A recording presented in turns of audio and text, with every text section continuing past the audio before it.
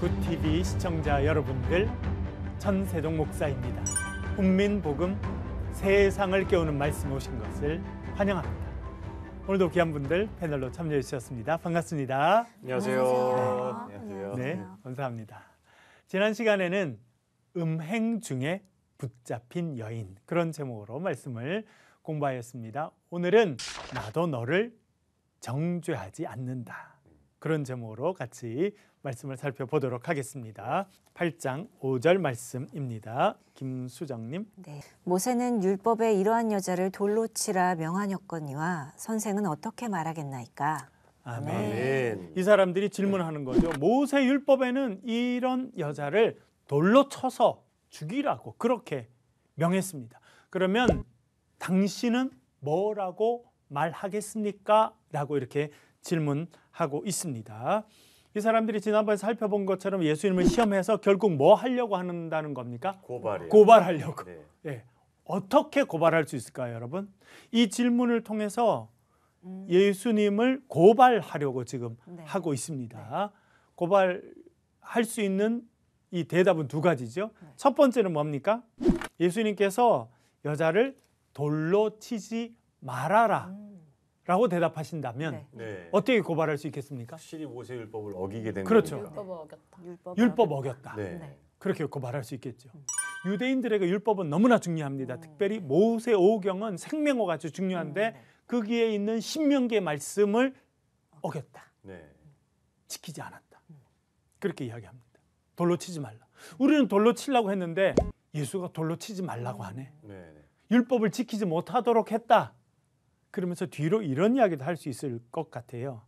아마 본인도 불륜을 저지르고 있기 때문에 그런가? 음모. 네, 음모죠. 이런 게 음모죠. 네. 그렇죠? 봐라. 우리를 이렇게 막는 거는 자기도 아마 그렇게 하고 있기 때문에 그럴 거야 라고 말하는 겁니다. 두 번째 가능성이 있죠. 예수님께서 여인을 돌로 치라 네. 이렇게 말씀하시면 또 어떻게 고발할 수 있을까요? 살인 조장했다. 살인을 조장했다. 우리는 돌로 칠 마음은 없었는데 네. 아니면 예수가 돌로 남자는 치라고 왜 여자만 돌려 치냐? 남자도 있는데 뭐 그렇게. 네. 여자만 이렇게 해서 네.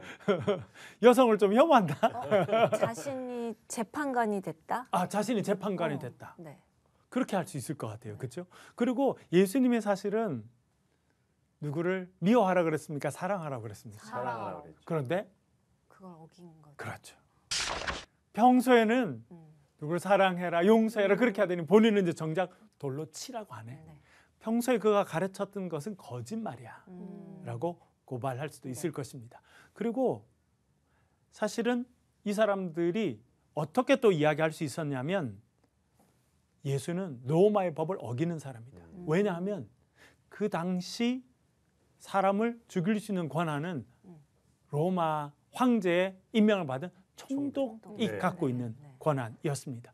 보통 사람들은 사람을 죽일 수 있는 권한이 없었습니다. 누가 갖고 있었냐면 총독이 갖고 있었죠. 그런데 예수님이 여인을 향해서 저 여인 돌로 쳐 죽여라. 그러면 어기는 거네요. 그렇죠. 네. 로마의 식민지 하에 있었기 때문에 로마의 법이 적용되는데 그걸 어겼다라고 할 수 있는 겁니다. 이것은 실정법을 어긴 사람으로 실제로 재판과 처벌을 받게 할 수 있는 가능성을 갖고 있었어요. 네. 그러니까 여러분 유대인들이 유대법을 어겼으면 유대인들이 해결하면 되는데 로마의 법을 어기면 누가 이제 개입하게 됩니까? 로마. 로마. 네, 로마의 총독이 개입해서 로마의 법을 어겼으니 로마의 법을 따라 너를 처벌하겠다 할 수 있게 됩니다. 네. 네. 그러니까 그까지 지금 예수님을 몰고 가는 거죠. 네. 고발하는 거죠. 네. 마치 예수님 앞에 뒤에 덫을 놓은 거나 마찬가지입니다. 일단 그렇죠. 펼치기만 해라. 그냥 그렇죠. 뭐든. 움직이기만 해라. 그렇죠. 다 사방에다 덫을 딱 나르고 네. 움직이기만 해라. 그렇게 딱 이야기를 한 것입니다. 이 사람들 아주 교활하죠. 네. 네. 되게 전략적으로. 네. 그래서 이 일을 위해서 이제 여인을 데려왔다. 그렇게 말할 수 있겠습니다. 이렇게 음모가 진행되고 이제 저 덫을 사방에 딱 놨고 예수님을 딱 쳐다보고 있습니다. 예수님은 어떻게 행동하셨을까요? 기대가 됩니다. 읽어볼게요. 우리 8장 6절 읽어보겠습니다. 장미님. 그들이 이렇게 말함은 고발할 조건을 얻고자 하여 예수를 시험함이러라. 예수께서 몸을 굽히사 손가락으로 땅에 쓰시니. 아멘. 아멘. 예수님은 어떻게 행동하십니까? 뭐라고 대답하십니까? 뭐 아무 대답 안 대답 하시고 일단은 대답을 네. 안 합니다. 직접 네. 대답을. 왜요? 어떤 식으로 대답하면 딱 걸린다는 걸 예수님이 알고 계셨으니까. 그렇죠? 예, 그래서 직접 대답을 안 하십니다. 그리고 어떻게 하셨다는 겁니까? 몸을 굽히사 손가락으로 손가락으로 땅- 몸을 글씨를? 굽히셔서 그러니까 몸을 이렇게 네. 낮게 하셔서 뭐 했다는 겁니까? 땅에 글씨를 땅에- 쓰셨다는 땅에 음. 무언가를 쓰셨다는 거예요. 거예요. 네. 뭘 썼는지는 안 나옵니다. 네. 근데 왜 이런 행동을 하셨을까? 왜 몸을 숙이시고 땅에 이렇게 뭘 쓰셨을까요? 직접 대답하는 대신에 대답하기 뭐 곤란해서도 있을 텐데 약간 슬펐을 것 같아요. 예수님 슬프시다. 약간 슬펐을 거예요. 나를 네. 이렇게까지 막 이러면서 이렇게 전략적으로 계획해서 왔단 말이야 아. 이러면서 그러네요. 저 여자를 붙잡고 와서 나를 또 이렇게 아 슬프다. 이렇게까지 그러셨을 수 있을 것 같아요. 그렇죠? 또 여러분 왜 이런 행동을 하셨을까요? 나를 테스트하지 말고 네. 나의 테스트를 니네가 한번 받아봐라. 거꾸로. 예수님이 지금 테스트하는 네, 시간이다 이 거꾸로. 사람들에게. 네, 네. 네. 너희들이 공을 나한테 던졌으니 이제 네. 내가 너희들을 공을 던지겠다. 네. 예수님이 생각할 시간을 준 것 같긴 해요. 네.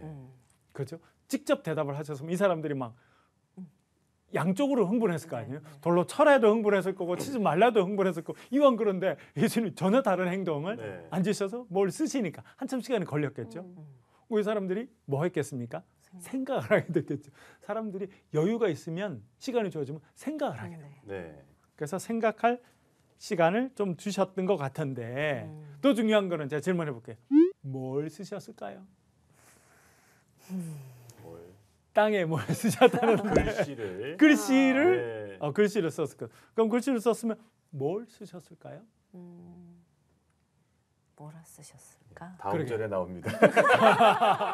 다음 절에도 안 나오죠. 안 얘가. 나오네요. 안 나옵니다. 안 나옵니다. 다음 절에도 아, 뭘 네. 쓰셨는지는 안 나옵니다. 네. 예. 뭘까?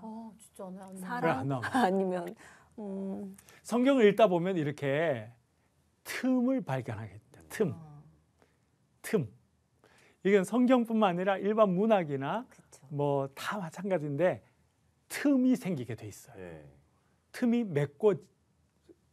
메꿔지지 않은 어떤 틈이 있는데 그걸 어떻게 메꾸느냐 하는 것이 해석이 되거든요. 큰 틈을 발견했어요, 우리 여기서. 예수님께서 땅에 뭔가 쓰셨는데 네. 뭘 쓰셨는지 안 나옵니다. 그렇죠. 뭘 쓰셨을까요?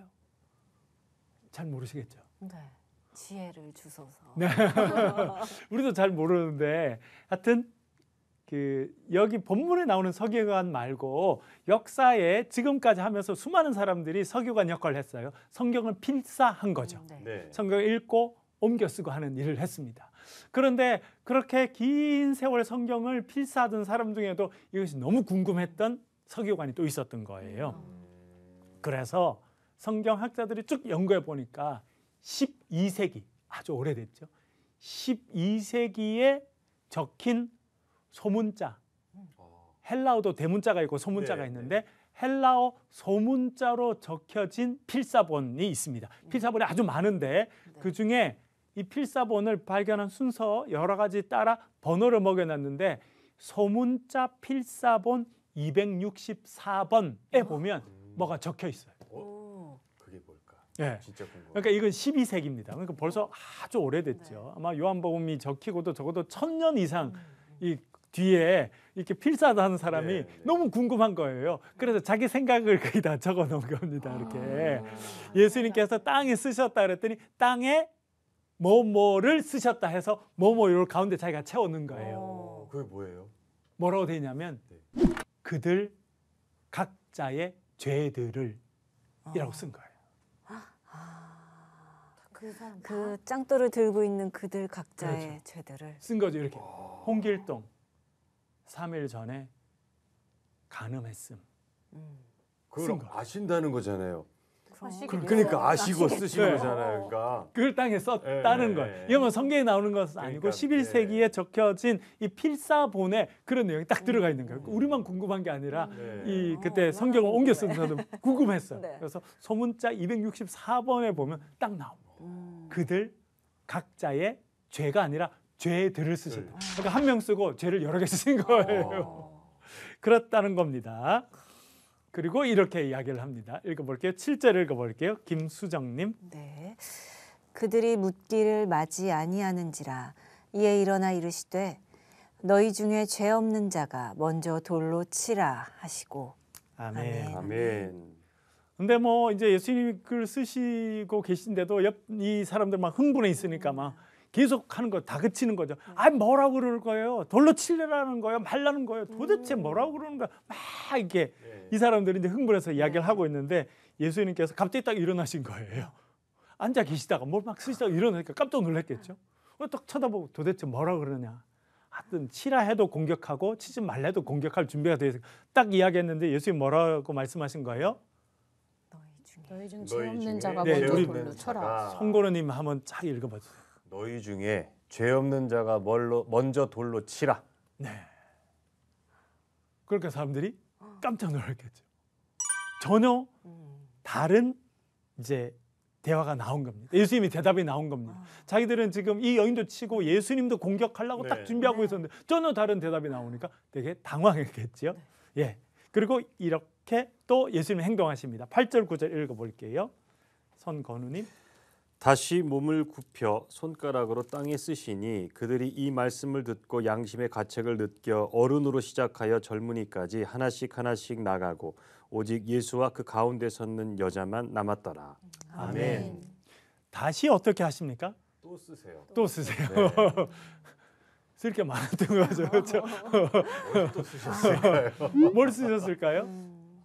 아직 다 못 쓴 그들의 죄. 그랬던 것 같습니다. 그렇죠. 뭐 여러 명 왔죠. 한두 명만 오는 게 아니니까 서기관 여러 명, 바리새인 여러 명이 이 여인을 붙잡고 지난번에 살펴본 것도 한 손에는 여성의 머리채를 붙잡고 한 손에는 짱돌을 네, 들고 막 흥분해서 이 여인은 죽은 목숨이나 마찬가지죠. 그렇죠? 네. 현장에서 붙잡혔으니까. 근데 예수도 이제 고발하려고 네. 그렇게 탁 흥분하고 있는데 예수님이 갑자기 일어나시더니 너희 중에 죄 없는 없는 자가 자가 돌로 치라. 먼저 치라. 먼저 쳐라. 네. 이렇게 이야기 또 놀랐어요. 근데 예수님이 또 다시 앉으셔서 쓰기 시작하시는 거예요. 근데 이번에는 사람들이 뭘 봤을까요?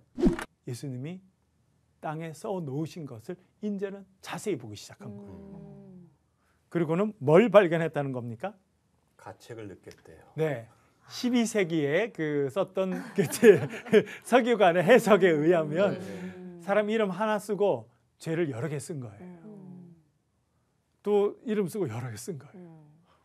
누가 제일 먼저 받겠습니까? 그거를? 죄 있는 사람이 먼저 받겠죠. 써 있는 사람. 예? 사두개인 아니 가장 가까이 있는 서기관하고 사람? 바리새인. 제일 가까이 있는 사람이 왔을 거예요. 그렇죠. 요 뒤에 있는 사람은 지금 뭐 하는지 몰랐을 텐데 네, 네. 예수님 바로 앞에 여자를 딱 세우고 본 사람은 바로 밑에 봤겠죠. 그렇죠? 자기 이름 써 있네. 네. 자기가 했던 죄가 써 있네. 네. 죄가 하나가 아니네. 여러 개네. 그랬더니 어떻게 됐다는 겁니까? 양심의 가책을 느꼈. 그나마 다행이에요. 양심에 화인 맞은 사람은 아닌가 봐요. 그렇죠? 네. 그래서 양심의 가책을 느꼈다는 겁니다. 그거 참 재밌는 표현이 나요. 누구로부터 시작해서 누구까지? 어른부터 젊은이까지. 네. 어른으로부터 시작해서 젊은이까지 하나하나씩 나갔다. 왜 어른부터 나갔을까요? 어른의 죄가 너무 많은 거야. 어른이어서. 한 살아온 세월 동안 죄가 너무 많아서. 세월이 길어지면서 지은 죄가 많았던가 봐요. 나이 순으로 적어서. 나이스는 적으셨나? 연장자부터 예수님께서 재밌어요. 그래서 어른부터 시작해서 젊은이까지 하나씩 하나씩. 그래서 나가버렸다. 그래서 결국은 누가 남겨지게 됐습니까? 예수님하고 여자만. 예수님과 그 여인만 남겨지게 되었다. 그렇게 말을 해 주게 되었습니다. 그리고 이렇게 말씀하시는데요. 읽어볼게요. 10절 11절 보겠습니다. 장미님. 예수께서 일어나사 여자 외에 아무도 없는 것을 보시고 이르시되 여자여 너를 고발하던 그들이 어디 있느냐 너를 정죄한 자가 없느냐 대답하되 주여 없나이다. 예수께서 이르시되 나도 너를 정죄하지 아니하노니 가서 다시는 죄를 범하지 말라 하시니라. 아멘. 예수께서 일어나셨다. 그러니까 이때까지 이 사람들이 이렇게 다 도망갈 때까지 예수님 뭘 하고 계셨다는 걸 알 수 쓰고 있어요. 계셨겠죠. 계속 이제 그렇죠. 계속 이제 그 사람들의 죄를 이제 하나하나씩 다 쓰시고 계신 거예요. 한참 쓰시다 보니까 다 갔어. 조용해졌어요. 막 떠들고 막 빨리 대답하라고 난리치던 그 사람들 하나씩 하나씩 그것도 어른부터 젊은이까지 이렇게 하나씩 다 떠나고 조용해졌어. 그 예수님께서 일어나서 보셨습니다. 여인이 붙잡혀온 거예요. 간음 현장에서 붙잡혔던 그 여인. 그 여인에게 예수님께서 이렇게 말씀하십니다. 여자여 너를 고발하던 그들이 어디 있느냐. 너를 정죄한 자가 없느냐. 이 고발한다는 단어와 무슨 단어를 같이 쓰고 있습니까? 정죄라는 단어를 씁니다. 예수님은 이 서기관과 바리새인들이 했던 행동을 뭐라고 표현하시는 겁니까? 정죄하는 자들이었다는 것입니다. 이 사람들이 벌써 정죄한 대상이 있었죠. 누구입니까? 간음 현장에서 잡힌 여인이었어요. 근데 이 여인을 도구로 또 누구를 정죄하려고 했던 겁니까? 예수님도 정죄하려고 했다는 것입니다. 여러분 마귀의 특징이 있어요. 그거 뭐예요? 정죄하는 거. 아무리 깨끗한 자가 나 너 다 알거든. 너 며칠 전에 그런 죄졌잖아. 안 들켰을 뿐이잖아. 라고 이야기하는 거야. 너 하나님 앞에 그렇게 거룩한 척 할 수 있어? 너 다 숨겨놓고 감춰놓고 있을 뿐이잖아. 라고 우리를 고소하고 정죄하는. 마귀가 하는 일이 고소하는 거고 정죄하는 거예요. 그러니까 이 바리새인과 서기관들은 율법을 가까이 하고 율법을 연구하고 나는 율법대로 사는 경건한 사람이다 했지만 결국 그들이 하는 행동은 뭐와 제일 비슷했다는 겁니까? 마귀가 하는 일과 엄청 비슷했다는 겁니다. 왜냐하면 마귀는 정죄하니까.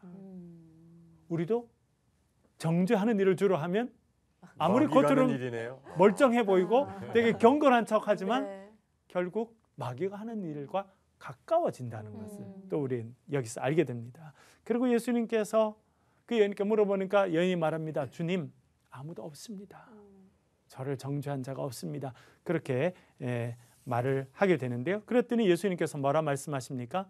나도 너를 정죄하지 않는다. 그러니까 앞에도 너를 정죄한 자가 없느냐. 그 서기관과 바리새인들은 정죄하려고 했다는 거예요. 근데 예수님 뭐라 말씀하십니까? 나도 너를 뭐하지 않는다? 정죄하지 않는다. 여러분 이것이 복음의 소식이에요.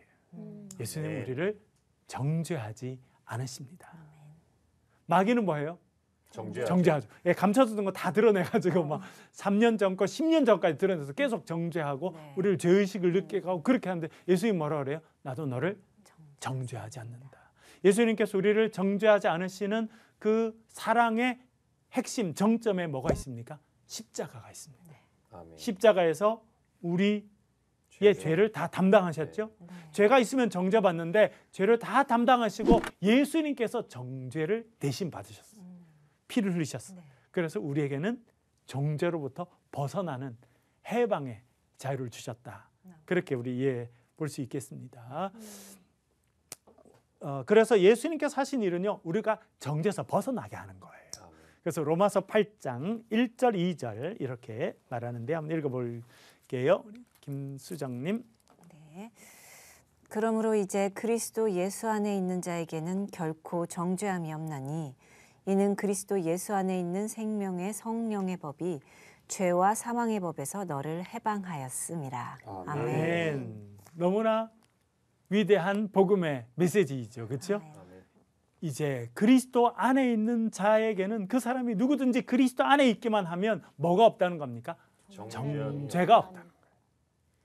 그래서 예수 그리스도 안에는 생명의 성령의 법이 있는데 그 생명의 성령의 법은 죄와 사망의 법에서 우리를 해방시켜 준다는 거예요. 아까 우리 말씀드린 것처럼 죄와 사망의 법, 이것이 실제로 움직일 때 역할을 하는 것이 마귀인데 그래서 마귀는 우리를 뭐 해요? 끊임없이 정죄한다는 거예요. 그리고 예수님은 십자가에서 우리의 죄를 다 담당하셔서 우리를 정죄로부터 해방시켜 주시고, 그래서 예수 그리스도 안에는 생명의 성령의 법을 통해서 우리가 해방받는 그런 은혜를 누리게 되었다. 아멘. 그렇게 말씀해 주고 있습니다. 아멘. 그런데 예수님께서 여인에게 마지막 이렇게 말씀하십니다. 가서 다시는 죄를 범하지 말라. 네. 왜 이렇게 말씀하셨을까요? 그게 참된 그리스도인의 모습이니까 그렇죠. 라고 하셨겠죠. 다시는 정죄받을 행동을 하지. 행동하지 마라. 음. 정죄를 받으면 얼마나 수동적으로 됩니까? 네. 끌려가야죠. 다른 사람 앞에서 모욕을 당해 수동적으로 살잖아요. 그렇게 사는 걸 원치 않으신다는 겁니다. 그래서 정죄 받지 않기 위해서는 죄를 짓지 말아야 된다. 죄를 지으면 마귀가 우리를 정죄하잖아요. 네. 참수하죠. 그래서 우리 죄를 앞에 딱 끌고 와서 우리를 죄의 어떤 힘 안에 딱 굴복을 시킵니다. 그러면 자유가 없게 되죠.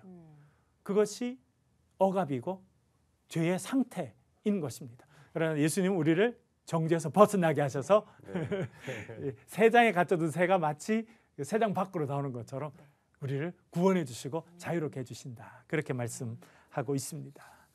예수님은 이 여인에게 말씀하셨습니다. 나도 너를 정죄하지 않는다. 여러분을 정죄할 사람은 없습니다. 아멘. 아멘. 여러분 그걸 믿으시고 예수 그리스도 안에서 자유를 누리며 살아가시길 바랍니다. 네, 오늘 강의 여기까지 하겠습니다. 혹시 질문 있으시면? 그 말씀 속에 그게 갑자기 생각이 났어요. 바울이 그 로마 감옥에 갇혀서 네. 그 서신 썼을 때에 그렇죠. 네. 에베소 성가에 보면 예수님 안에 내가 갇힌 자 됐다고. 맞아요. 그래서 갇힌 자가 뭔가 하는 생각하다가 지금 이 말씀처럼 죄를 범하지 않기 위해서 우리가 예수님 안에 갇혀 있는 사람이 돼서 다시는 죄를 범하지 않는다는 거는 결국은 하나님께서 우리를 위해서 보내준 예수님이 십자가에 돌아가시고 죄를 아까 다 사하셔서 올라가셨듯이 네. 우리의 죄악을 이미 갖고 가셨기 때문에 그렇죠. 다시는 죄 짓지 말라. 네. 그러면 내가 너를 진짜 마찬가지로 포로로 이렇게 갖고 있겠다처럼 그 생각이 딱 드는 거예요. 그 그렇죠. 말씀의 네. 문기가. 그래서 역시 그리스도인이 남들에게 표본이 되고 그다음에 모범이 되려면 네. 지금 말씀하신 것처럼 죄는 질 수 있어도 네. 그게 죄의 사함을 받았다면 다시는 같은 죄를 범하지 않아야 된다는 생각을 갖게 합니다. 그러게 말입니다. 그래서 죄를 다시 범하지 말라. 네. 이렇게 하시고 연을 보내셨던 것 같아요. 저 질문이 있습니다.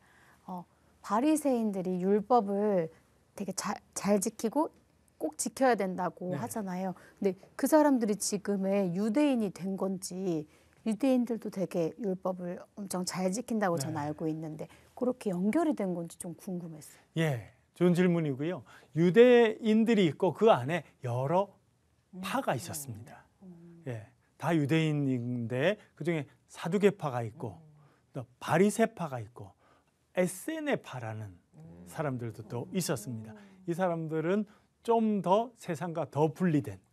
그러니까 이 바리새인들은 스스로 세상과 분리됐다고 하지만 따로 떨어져 살지는 않았습니다. 같이 밥도 먹고 같이 일도 하고 같이 이렇게 해서 그래서 싸우기도 하고 또 서기관 찾아가고 이렇게 했잖아요. 에세네파 사람들은 좀 더 분리된 사람들이었습니다. 그래서 이 사람들은 이 세상은 타락하고 했으니 우리는 아예 따로 살겠다.